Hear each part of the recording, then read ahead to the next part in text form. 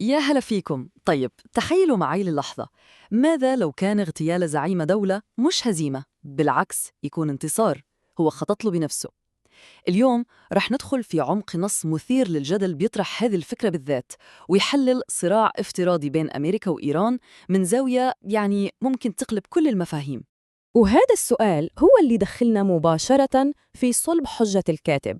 الفكرة كلها أن اللي ممكن نشوفه كهزيمة واضحة لإيران هو في الحقيقة مجرد خطة مدروسة محسوبة بدقة عشان تحقق انتصار أكبر بكتير. وهنا تبدأ القصة تتعقد. حسب هذا التحليل، اغتيال المرشد الأعلى ما رح يكون مجرد حدث مأساوي وخلاص، لا، هو تضحية نهائية تم تصميمها عشان تكون هي وقود الصراع. يعني تحويل فكرة الاستشهاد نفسها لسلاح استراتيجي. وهنا بالضبط نشوف جرأة الفكرة. الكاتب يقول إنه المرشد الأعلى هو اللي خطط لنهايته بنفسه عشان يحول نفسه رمز خالد. والمقارنة هون قوية جدا، يقارن مباشرة بالإمام الحسين اللي استشهاده يعتبر حجر زاوية في التاريخ الشيعي كتضحية عظيمة في وجه الظلم، والهدف إلهام أجيال وأجيال.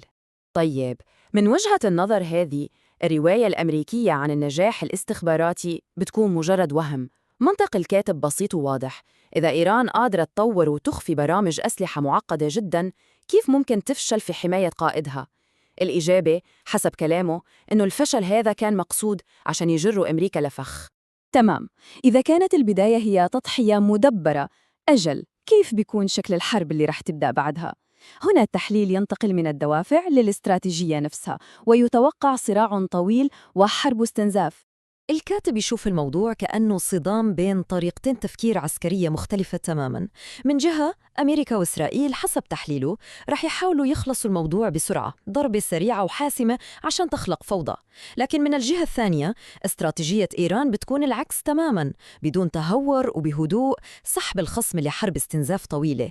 الفكرة أنه حرب طويلة رح تنهك القوات البحرية اللي تهاجم أكثر بكثير من اللي دافعون عن أرضهم.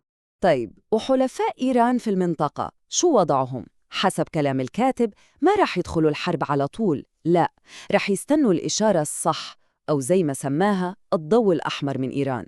وهذه نقطة جوهرية في تحليله. دافعهم مش بس مصالح مشتركة، لا، الدافع عقائدي وأعمق من كده بكتير، وهذا يعني إنه التزامهم بالحرب الطويلة رح يكون أكبر.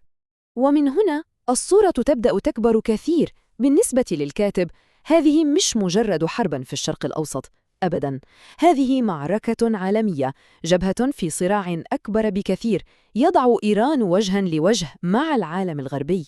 وهذا الجدول يلخص لنا خريطة العالم في نظر الكاتب. عالم مقسوم نصين: الحلفاء هم كل اللي يرفضون الهيمنة الغربية، الأعداء معروفين: أمريكا، إسرائيل، بريطانيا. لكن يمكن الفئة اللي تثير الفضول أكثر هي فئة المدانون، دول مثل دول الخليج وتركيا أردوغان، اللي يشوفهم الكاتب إنهم خانوا القضية وتعاونوا مع الغرب. والكاتب ما يوقف هنا، بالعكس يروح لأبعد من كده بكتير، يتكلم عن تحالف عالمي يمكن ما يخطر على البال. فمن وجهة نظره، إيران ما بتقاتل بس عشان نفسها أو حلفائها المباشرين، لا، هي بتقاتل نيابة عن كل من يرفض الهيمنة الغربية، من البوذيين والهندوس وحتى اليهود المناهضين للصهيونية. يعني هو يحاول يصور الصراع على إنه معركة عالمية بين التعددية القطبية والأحادية القطبية. طيب، عشان يعطي عمق لهذا الصراع العالمي، الكاتب يرجعنا للتاريخ. هو يشوف إننا ما نقدر نفهم اللي يصير اليوم بدون ما نرجع لورا، لإرث طويل من الظلم اللي مارسته القوى الغربية. ويبدأ الكاتب مرافعته التاريخية برقم بصراحة صادم: 112 مليون. هذا هو تقدير لعدد القتلى من السكان الأصليين لأمريكا، ويعتبر هذا الرقم هو أساس الإبادة اللي انبنت عليها القوى الغربية في العالم الجديد. بعدها ينتقل لقارة تانية ويضيف 200 مليون شخص. هذا الرقم من وجهة نظره يمثل ضحايا تجارة الرقيق الأفريقية، واللي يوصفها بجريمة تانية ضد الإنسانية، جريمة هي اللي كونت ثروة الغرب. والرقم الأخير هو 64 مليون، عدد ضحايا الحرب العالمية الثانية، اللي شوف الكاتب مجرد صراع داخلي بين القوى الإمبريالية نفسها. طيب، إيش الزبدة من كل هيدي الأرقام؟ الفكرة اللي حاول يوصلها هي إن تاريخ الغرب من منظوره مش تاريخ تقدم وحضارة، لا، هو سجل دموي من العنف الهائل، وهيدا العنف هو اللي بيبرر مقاومته اليوم. بعدها يوجه الكاتب تحذير مباشر لحلفاء إيران اليوم، روسيا والصين، ويستخدم التاريخ عشان يوصل رسالته. يذكرهم بسنة 1953 لما الاتحاد السوفيتي وقف يتفرج والغرب يطيح بحكومة مصدق في إيران. الكاتب يعتبر هذا خطأ تاريخي فادح. الرسالة هنا واضحة ومباشرة: إذا تخليتوا عن إيران اليوم زي ما السوفيت سووا زمان، فأنتم تخاطرون بمستقبلكم وبمشاريعكم الخاصة.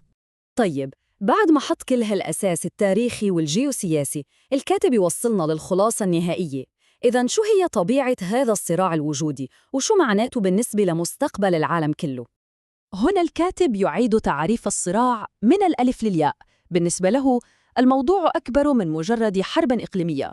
هذه معركة وجودية بين طرفين، من جهة الدول اللي تطالب بسيادتها، ومن جهة ثانية اللي يسميه التوحش العالمي بقيادة القوى الإمبريالية الغربية. يعني باختصار، هذه معركة على شكل النظام العالمي الجاي. والكاتب يوصف هذه المواجهة النهائية بلغة حاسمة جداً.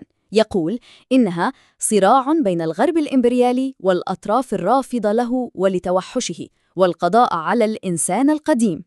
وفي النهاية الكاتب يختم كلامه برؤية واضحة جداً وما فيها أي تردد: إيران لن تسقط. بالعكس تماماً، هو يعتقد أن صمودها في هذا الصراع مو بس رح يحافظ على وجودها، لا، بل سيغير مجرى التاريخ كله.